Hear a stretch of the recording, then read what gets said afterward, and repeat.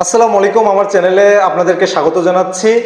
বর্তমানে দেশের তুমুল আলোচিত সমালোচিত নির্বাহী ম্যাজিস্ট্রেট তাপসী তাবাসসুম উর্মি, যাকে জেডাই খান পান্না স্যালুট করতেছে, আওয়ামী লীগের নেতাকর্মী সমর্থকরা যাকে স্যালুট জানাচ্ছে, দুঃসাহসিক বলতেছে, অন্যদিকে ছাত্র জনতা তাকে রাষ্ট্রদ্রোহী বা ফ্যাসিবাদের দোষর হিসেবে আখ্যায়িত করতেছে। তিনি আসলে কি সেটা তার ফেসবুক পোস্ট পর্যালোচনা না করলেই বোঝা যায়।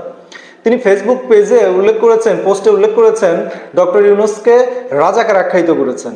তিনি ফেসবুক পোস্টে এই সরকারকে অসাংবিধানিক বলেছেন, এই সরকারের কাউন্টডাউন শুরু হয়ে গেছে, এগুলোকে সমালোচনা বলে। কিন্তু তিনি যে ডক্টর ইউনূসকে রাজাকার বললেন, ডক্টর ইউনূস রাজাকার, এর পক্ষে তার কাছে কি প্রমাণ আছে?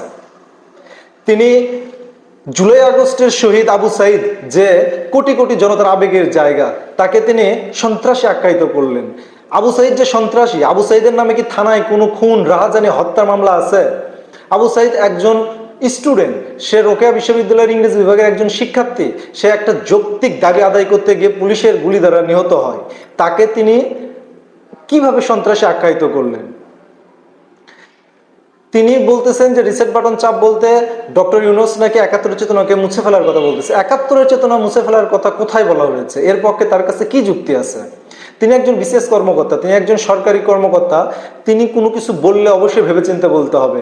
আর তার এই ধরনের অহেতুক, অযৌক্তিক, মানে ভিত্তিহীন কথাবার্তা বলা যদি দুঃসাহসিকতার পরিচয় হয়, তার এই ভিত্তিহীন কথাবার্তা, তার এই সন্ত্রাসী কথাবার্তা বলা যদি মানুষের মানে স্যালুট পায়, তাহলে কিন্তু এই ধরনের বিষয়গুলো মানে মাথাচাড়া দিয়ে উঠবে।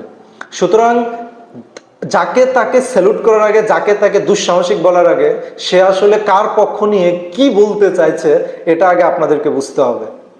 সুতরাং আমি আমার চ্যানেলে কোনো দলকানা কথাবার্তা বলি না। আমি আমার চ্যানেলে যেটা সঠিক, যেটা বাংলাদেশের সাধারণ জনগণ যেটা বিশ্বাস করে, সেই রুট লেভেলের সাথে মিশে সেই ধরনের কথাই এখানে তুলে আনার চেষ্টা করি, এখানে বলার চেষ্টা করি। আমি স্বাস্থ্য জনপ্রিয়তা পাওয়ার জন্য করে এখানে চ্যানেলে আসি নাই। আমি আমার চ্যানেলকে একটা বারের জন্য সাবস্ক্রাইব করতে বলি না। কিন্তু আমার কাছে যেটা অযৌক্তিক মনে হয়, যে কথাটা অবশ্যই বলার বলে মনে করি, সেই কথাটাই আমি আমার চ্যানেলে বলার চেষ্টা করি। ধন্যবাদ সবাইকে।